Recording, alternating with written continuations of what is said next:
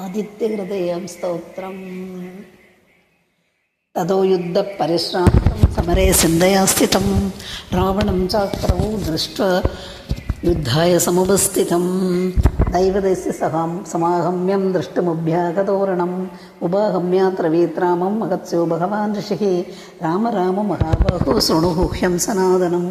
येन सर्वान् नरीन् वत्स समरे विजयिष्यसि आदित्यहृदयं पुण्यं सर्वशत्रुविनाशनं जयावहं जपेन्नित्यम् अक्षयं परमं शिवं सर्वमङ्गलमाङ्गल्यं स्वरूपापप्रणाशनं सिन्धसोहप्रशमनम् आयुर्वर्धनमुत्तमं अस्मैमन्तं समुद्यन्तं देवासुरनमस्कृतं भूजयुस्वस्वन्तं भास्करं भुवनेश्वरं सर्वदेवात्महेश तेजस्वी रश्मिभावनः एष देवासुरगणा लोकान्पादिकवस्तिभिः एष ब्रह्मा च विष्णुस्य शिवस्कन्दप्रजापतिः महेन्द्रोदनदः कालो यमः सोमो युभाम्बतिः पितरो वसवस्साध्या यस्मिनो मरुदो मनु वायुर्वह्निप्रजाप्राणः ऋतुकर्ता प्रभाकरः आदित्यसविता सूर्यः कः भूषः कवस्तिमान् स्वर्णचतुर्शोभानुर्हिरण्यरेता दिवाकरः हरिदस्वसहस्रास्ति सप्तसप्तिर्मरीसिमान् तिमिरोन्मदनसम्भुस्पष्टः मार्ताण्ड अंशुमान् हिरण्यगर्भशिशिरदमनो भास्करो रविः अग्निगर्भोदिते पुत्रसङ्गशिशिरनासनः व्योमोनादस्तमोवेदिरुक्कजुस्समपारः कनुवृष्टिरभाम्यन्त्रं विन्त्यवीधिप्लवङ्गमः आतपेमण्डले मृत्युपिङ्गलः सर्वतापनः कविर्विशो महातेजो रक्तः सर्वभवोद्भवः नक्षत्रग्रहताराणामधिपो विश्वभावनः तेजसामभितेजस्वी द्वादशात्मन्नमोऽस्तु ते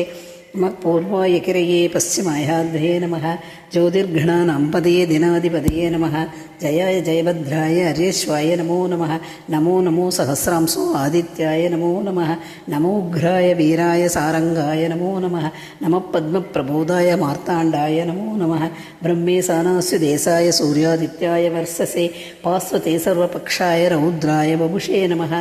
तमग्नाय हिमग्नाय चतुर्घ्नायामिदात्मने कृतघ्नघ्नाय देवाय ज्योतिषाम्पतये नमः तप्तसामीकराभाय वह्नये विश्वकर्मणे नमस्तमोभिनिघ्नाय रुचये लोकसाक्षिणे नासयत्येष वैभूतं तदेव श्रुतिः प्रभु वायत्येष तपत्येष वर्षत्येष कवस्तिभिः एष सुप्तेषु जागर्ति भूतेषु परिनिष्ठितः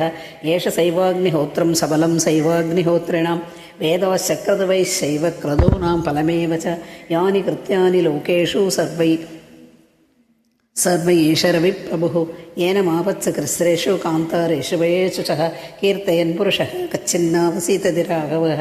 पूजयस्वेनमेकाग्रदेवदेवं जगत्पदिं एतत्त्रिगुणितं जप्त्वात् युद्धेषु विजेष्यसि अस्मिन् क्षणे महाबाहो रावणं त्वं वदिष्यसि एवमुक्त्वा तदा गत्स्यो जहाम चयतागतम् एतच्छ्रुत्वा महातेजो नष्टसोहो भवद्दतः तारायामास सुप्रेता राघवः प्रयतात्मवान्